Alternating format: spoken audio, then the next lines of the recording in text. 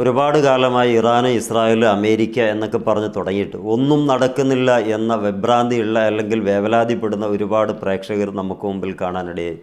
അതെന്തുകൊണ്ടാണ് ഇങ്ങനെ ഒരു തോന്നൽ എന്ന് ചോദിക്കുമ്പോൾ, യുദ്ധത്തിൻ്റെ കെടുതി എത്രത്തോളം ഉണ്ടെന്ന് ജീവിതത്തിൽ ഒരു വട്ടം പോലും അനുഭവിക്കാത്ത ആളുകളാണ് ഇങ്ങനെയൊന്ന് ചിന്തിക്കുന്നത്. സത്യത്തിൽ ഇറാൻ എന്ന് പറയുന്ന രാജ്യം അവരുടെ നിലനിൽപ്പിന് വേണ്ടി പോരാടുകയാണ്. എന്നാൽ ഇന്ത്യ എന്ന് പറയുന്ന രാജ്യത്തിരുന്നു കൊണ്ട് നമ്മൾ ഈ വിഷയങ്ങളൊക്കെ അവതരിപ്പിക്കുമ്പോൾ നമുക്കതിൻ്റെ ചെല്ലും ചെലവോ ഒന്നുമില്ല, മുടക്കങ്ങളില്ലാത്തതുകൊണ്ട് യുദ്ധമാകട്ടെ കുഴപ്പമില്ല എന്ന് പറയുന്ന രീതിയുണ്ടല്ലോ, മഹാ അപകടമാണ്. ആര് എങ്ങനെ ശ്രമിച്ചാലും ശരി, ഈ യുദ്ധം ഉണ്ടായിക്കഴിഞ്ഞാൽ ഈ ചെറിയ രൂപത്തിലുള്ള ഈ ഒരു മൊമെൻ്റ് മാത്രം മതി വലിയ ബിഗ് ബ്ലാസ്റ്റ് നടത്താൻ ഇറാൻ കാത്തിരിക്കുന്നുണ്ട് എന്നുള്ളതാണ്. അമേരിക്ക ആകട്ടെ ഞങ്ങൾ ജയിച്ചേ അടങ്ങുള്ളൂ എന്ന് പറഞ്ഞിട്ട് ഒരു ഭാഗത്തുണ്ട്. ഇസ്രായേൽ ആകട്ടെ ഈ ഭൂമി ലോകത്ത് നിന്ന് ഒരുപക്ഷെ ഞങ്ങൾ തുടച്ചു നീക്കപ്പെടാൻ സാധ്യതയുണ്ട് എന്ന് മനസ്സിലാക്കി അവരും ഒടുക്കത്തെ ആയുധം അഥവാ ആണവ ആയുധം ഉപയോഗിക്കാൻ സാധ്യതയുണ്ട് എന്ന റിപ്പോർട്ടുകളൊക്കെ പുതുതായിട്ട് വരുമ്പോൾ നമ്മൾ മനസ്സിലാക്കണം, ഇന്ത്യക്കാരായ നമ്മൾ മനസ്സിലാക്കണം, യഥാർത്ഥത്തിൽ അപകടത്തിലേക്കാണ് ലോകം പോകുന്നത്. ഈ യുദ്ധം ഉണ്ടാകാതിരിക്കട്ടെ എന്നാണ് ലോകം പ്രാർത്ഥിച്ചുകൊണ്ടിരിക്കുന്നത്. പക്ഷേ ചിലർക്കൊക്കെ യുദ്ധം വേണമെന്ന് ആഗ്രഹിക്കുന്നവരുണ്ട്. എന്താ അങ്ങനെ മാനസിക വൈകല്യം എന്നുള്ളത് അറിയില്ല. എന്താണെങ്കിലും അമേരിക്കയെ സംബന്ധിച്ചിടത്തോളം ആ ഭാഗം പിടിച്ചെടുക്കൽ അത്യാവശ്യമാണെന്നുള്ളത് ചരിത്രപരമായിട്ടും അവിടുത്തെ ഡിപ്ലോമാറ്റിക് മനസ്സിലാക്കിയിട്ട് പറയുന്ന ആളുകൾക്കും ഇത് കേൾക്കുമ്പോൾ മനസ്സിലാകാം. ഈ അമേരിക്ക എന്ന് പറയുന്ന രാജ്യത്തിൻ്റെ പിറവി തന്നെ ലോകത്ത് ഒരു USSR നഷ്ടപ്പെട്ട് കഴിഞ്ഞതിന് ശേഷം അമേരിക്ക തല താഴ്ത്തി കൊടുത്തിട്ടില്ല എവിടെയും. അതുകൊണ്ട് ഇപ്പോൾ കാണുന്ന ഈ പമ്മിക്കടക്കലുകളൊന്നും അത്ര കണ്ടിട്ട് സുഖകരമാണെന്ന് ഒരിക്കലും കരുതണ്ട. യുദ്ധം ഉണ്ടാകാതിരിക്കട്ടെ എന്ന് 1000 തവണ പറയുമ്പോഴും അതിൻ്റെ സാധ്യതകളെക്കുറിച്ച് നമ്മളൊന്ന് പഠിക്കൽ നന്നായിരിക്കും. കാരണം ഇറാൻ എന്ന് പറയുന്ന രാജ്യത്ത് നല്ല എണ്ണ സമ്പത്തുണ്ട് എന്നുള്ളത് ഇസ്രായേലിനറിയാം, അതുപോലെ അമേരിക്കയ്ക്കറിയാം. പക്ഷേ ഇതൊക്കെ ആണെങ്കിൽ പോലും ഇറാനെ ഒതുക്കുന്നത് അതിനു വേണ്ടിയിട്ടാകില്ല. കാരണം ഈ വെനിസ്വേല എന്ന് പറയുന്ന ലോകത്തെ തന്നെ ഏറ്റവും നല്ല എണ്ണ സമ്പത്തുള്ള രാജ്യമാണ്. അവർ വളരെ നന്നായിട്ട് പുഷ്പം പോലെ എടുത്താൻ കൊണ്ടുപോയിട്ട് അവരുടെ കീഴിലേക്ക് ആ രാജ്യത്ത് കൊണ്ടുവന്നിട്ടുണ്ട്. എന്നിട്ടും ദാഹം തീരാതെയാണോ ഇറാൻ ആക്രമിക്കാൻ വരുന്നതെന്ന് ചോദിക്കുമ്പോൾ അതൊരു മൗഢ്യമാണ്, വിഡ്ഢിത്തമാണ്. കാരണം ഇവിടുത്തെ സ്ട്രാറ്റജി എന്ന് പറയുന്നത് വേറെയാണ്. ഇവിടെ ഈ മിഡിൽ ഈസ്റ്റിനെ മുഴുവനായിട്ട് ഭരിക്കാൻ ആഗ്രഹിച്ച് നടക്കുന്ന ആളാണ് ഒന്ന് ഇസ്രായേൽ, മറ്റൊന്ന് ഈ അമേരിക്കയെ സംബന്ധിച്ചിടത്തോളം ഡയറക്റ്റ് ഭരിക്കാനൊന്നും ആഗ്രഹമില്ല. പക്ഷേ ഇസ്രായേലിൻ്റെ ഭൂവിസ്തൃതി കൂട്ടിക്കൊണ്ടു വന്നിട്ടില്ലെങ്കിൽ ഭാവിയിൽ വലിയ അടി അല്ലെങ്കിൽ തിരിച്ചടി ഇസ്രായേലിനെ ഏറ്റെടുക്കേണ്ടി വരുമെന്നുള്ളതാണ് അമേരിക്കയുടെ ആകെയുള്ള ആശങ്ക. ഇസ്രായേൽ ഇവിടുന്ന് അസ്തമിക്കുകയാണെങ്കിൽ ഇന്ന് വരെ ഉണ്ടാക്കിയെടുത്തതിൻ്റെ എല്ലാ ചെലവും അവർക്ക് നഷ്ടമാകും. അഥവാ അത്ര കോടിക്കണക്കിന് ഡോളറുകളാണ് ഈ അമേരിക്ക ഇസ്രായേലിന് വെറുതെ ആയിട്ട് കൊടുത്തുകൊണ്ടിരിക്കുന്നത്. അതിൽ നിന്ന് മനസ്സിലാക്കാൻ പറ്റും മൊത്തമായിട്ടുള്ള റെസ്പോൺസിബിലിറ്റി ഇസ്രായേലിൻ്റെത് അമേരിക്കക്കാണ്. അതുകൊണ്ട് തന്നെയാണ് അമേരിക്ക എന്ന് പറയുന്ന രാജ്യം ഇപ്പോഴും പമ്മി നിൽക്കുന്നുണ്ടെങ്കിൽ ഇസ്രായേലിന് എന്തെങ്കിലും പറ്റിപ്പോകുക എന്നുള്ളതാണ്. യഥാർത്ഥത്തിൽ നമ്മളൊന്ന് മനസ്സിലാക്കാൻ ഏറിയ കൂറും ഗൾഫ് രാഷ്ട്രങ്ങൾ അമേരിക്കയോടാകാനുള്ള പ്രധാന കാരണം ഈ പഴയ കാലത്ത് ഒരു ചരിത്രപരമായിട്ട് നമ്മൾ നോക്കുകയാണെങ്കിൽ അമേരിക്കയും ബ്രിട്ടനും എല്ലാം കൂടി ഉണ്ടാക്കിയെടുത്തിട്ടുള്ള ഒരു പശ്ചാത്തലമാണ് ഇന്നത്തെ മിഡിൽ ഈസ്റ്റ്. അതുകൊണ്ട് തന്നെ അവർക്ക് അങ്ങോട്ട് നിൽക്കാനേ കഴിയുള്ളൂ എന്ന തോന്നൽ അവർക്കുണ്ട്. ആ ലെവലിലാണ് ഇപ്പോൾ നിൽക്കുന്നത്. പക്ഷേ കാനഡ എന്ന് പറയുന്ന രാജ്യമുണ്ട്, ഈ അമേരിക്കയുടെ അടുത്ത് കിടക്കുന്ന ഒരു പ്രദേശമാണ് കാനഡ. ആ കാനഡ കാണിക്കുന്ന ഒരു ചങ്കൂറ്റം നമ്മുടെ ഇസ്ലാമിക രാജ്യം എന്നല്ലെങ്കിൽ മുസ്ലിം രാജ്യമെന്ന് അവകാശപ്പെടുന്ന മിഡിൽ ഈസ്റ്റ് കാണിച്ചിട്ടില്ലെങ്കിൽ അവർ എന്നേക്കുമായി അടിമവൽക്കരിക്കപ്പെടുമെന്നതിൽ യാതൊരു തർക്കവുമില്ല. കാനഡ ഇപ്പോൾ പറയുന്ന കാര്യം എന്താണ്? കാനഡക്കാരായിട്ടുള്ള വലിയ പ്രഖ്യാപനങ്ങളൊക്കെ വന്നു കഴിഞ്ഞു. ചൈനയുമായിട്ട് കൂടുതൽ അടുക്കാനും ട്രില്യൺ കണക്കിനുള്ള എല്ലാവിധ ബിസിനസ് രംഗങ്ങളിൽ നിന്നും അമേരിക്കയിൽ നിന്ന് അകലം പാലിക്കാനും അത് നമുക്ക് ഏറ്റവും നന്നായിട്ടുള്ളൊരു സമയം ഇതാണെന്നും വെനിസ്വേലയെ പോലെ നമ്മളും ആകാൻ സാധ്യതയുണ്ട് എന്നുള്ള ദീർഘവീക്ഷണം കാനഡയ്ക്കുള്ളത് കൊണ്ട് അവരെ അമേരിക്ക ഒഴിവാക്കി കാനഡക്കാർ ഈ ചൈനയെ പ്രതിഷ്ഠിക്കാൻ തുടങ്ങി. ചൈനയുടെ സൈനിക ബേസ്മെൻറ്റുകൾ നിർമ്മിക്കാനുള്ള അനുമതി വരെ കൊടുത്തു കഴിഞ്ഞു.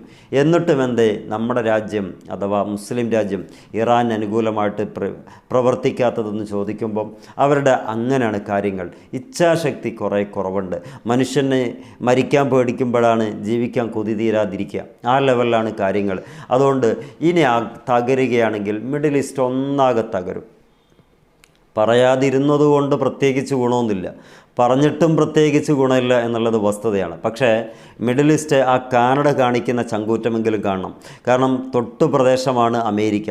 അമേരിക്കയോട് ഗുഡ് ബൈ പറഞ്ഞിട്ട് ചൈനയെ വിളിച്ചു വരുത്തിയിട്ട് പറഞ്ഞു, നിങ്ങളിവിടെ സൈനിക ക്യാമ്പ് സ്റ്റാർട്ട് ചെയ്തോളൂ, നിങ്ങളുമായിട്ട് ഞങ്ങൾ വ്യാപാര ബന്ധങ്ങൾ കൂടുതൽ ത്വരിതപ്പെടുത്താൻ ആഗ്രഹിക്കുന്നു, വെനിസ്വേല ഞങ്ങൾക്കുള്ള മുന്നറിയിപ്പാണ് എന്ന് പറയുമ്പോൾ ആ ട്രംപിനൊരു കിളി പോയിട്ടുണ്ട്. എന്താ ട്രംപ് പറഞ്ഞത്?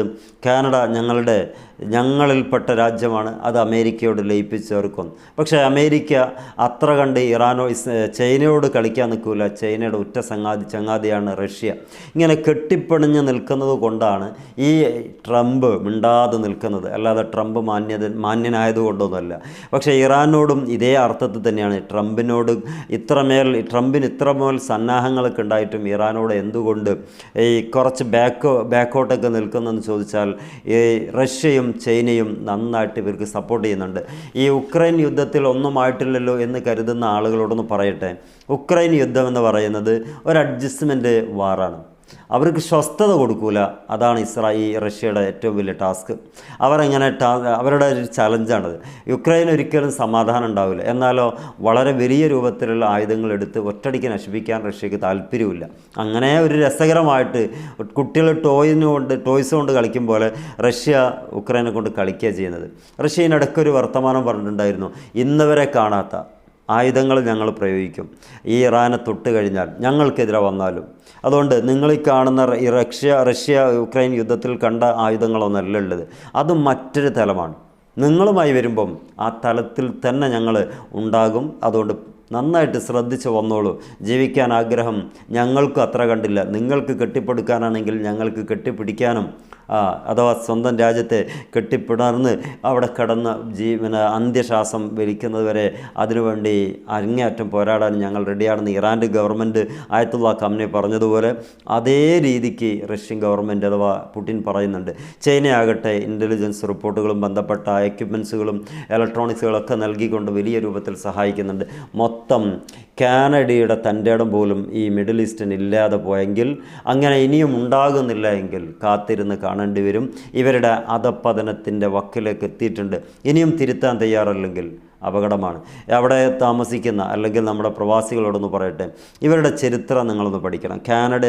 വെനിസ്വേലയ്ക്ക് ശേഷം കാനഡ തിരുത്തിയ തിരുത്ത് എത്ര പെട്ടെന്നായിരുന്നു. അത്രമേൽ ബില്യൺ ട്രില്യൺ കണക്കിന് ബിസിനസ് നടത്തി അമേരിക്കയോട് ഗുഡ് ബൈ പറഞ്ഞിട്ട് റഷ്യയോടും അതേപോലെ തന്നെ ചൈനയോടും അടുക്കാൻ കാനഡ നിന്നിട്ടുണ്ടെങ്കിൽ, അതും എവിടെയാണ്? ആ അമേരിക്കയുടെ തൊട്ടടുത്തുള്ള രാജ്യമാണ്. വളരെ അടുത്ത് നിന്നാണ്, ആ ഭൂമികയിൽ തന്നെയുള്ളത്, ആ കോണ്ടിനെൻറ്റിൽ തന്നെയുള്ളത്. എന്നിട്ട് പോലും ഇങ്ങനെയാണ് ചെയ്യുന്നതെങ്കിൽ അമേരിക്ക ഒരു ഭാഗത്തും മിഡിൽ ഈസ്റ്റ് ഒരു ഭാഗത്തുമുള്ള, എന്നിട്ട് കൂടെ നിൽക്കുന്ന അതേ ഭൂമികയിൽ പങ്കിടുന്ന ഇറാനോട് ഒരു വിധത്തിലുള്ള സപ്പോർട്ടും കൊടുക്കാതെ അമേരിക്കയോട് എല്ലാവിധ വിധേയത്വം കാണിക്കുന്നുണ്ടെങ്കിൽ ആ രാജ്യം തകരാൻ സാധ്യത ഉണ്ട് എന്ന് പറയുന്നത് തെറ്റുണ്ടോ? പ്രവാസ ലോകത്തുള്ള നമുക്കൊക്കെ പറയാൻ പറ്റുന്ന, അല്ലെങ്കിൽ നമ്മുടെ സുഹൃത്തുക്കളൊക്കെ കാണുന്ന ഈ വീഡിയോ കണ്ടിട്ട് നിങ്ങൾ ബേജാറാകാനല്ല പറയുന്നത്. ഈ അവരുടെ സ്റ്റാൻഡും അവരുടെ ഡിപ്ലോമാറ്റിക് സ്ട്രാറ്റജിയൊക്കെ ഒന്ന് മനസ്സിലാക്കിയാൽ നമുക്കും തിരിയുന്നുണ്ട്. ഈ ഇറാൻ ഒരു തീപ്പൊരി വീണാൽ എല്ലാം മൊത്തം ആഞ്ഞടിച്ചിട്ടേ പോകുള്ളൂ ഇറാൻ എന്നുള്ളത്. ഇറാനെ സംബന്ധിച്ചിടത്തോളം ഷിയാക്കളാണ്. അതുകൊണ്ട് ആധ്യാത്മികമായിട്ടുള്ള ബന്ധത്തിലും ചെറിയ ഉലച്ചൽ ഗൾഫ് രാഷ്ട്രങ്ങളുണ്ട്. അതും കൂടിയും ഒന്ന് എടുത്തു വെച്ചാൽ പിന്നെ പറയാൻ വേണ്ട, അങ്ങ് കത്തിച്ച് തീർത്ത് കളയും. അതുകൊണ്ട് നല്ലത് ഈ മിഡിൽ ഈസ്റ്റിനെ അമേരിക്കയെ തൽക്കാലം ഒന്ന് വഴിപിരിഞ്ഞ് ഇവിടത്തേക്ക് മാറി നിൽക്കലായിരിക്കും. കാത്തിരിക്കാം. ചെറിയൊരു അനലൈസാണ്. കൂടുതൽ കാര്യങ്ങൾ മനസ്സിലാക്കാൻ ഈ സൂചന മതിയാകുമെന്നാണ് തോന്നുന്നത്. മറ്റൊരു വീഡിയോ ആയിട്ട് കാണാം. നിങ്ങളുടെ അഭിപ്രായങ്ങളൊന്ന് കമൻറ്റ് ചെയ്യാൻ പറ്റുമെങ്കിൽ കമൻറ്റ് ചെയ്തിട്ട് wish all the best. Good bye.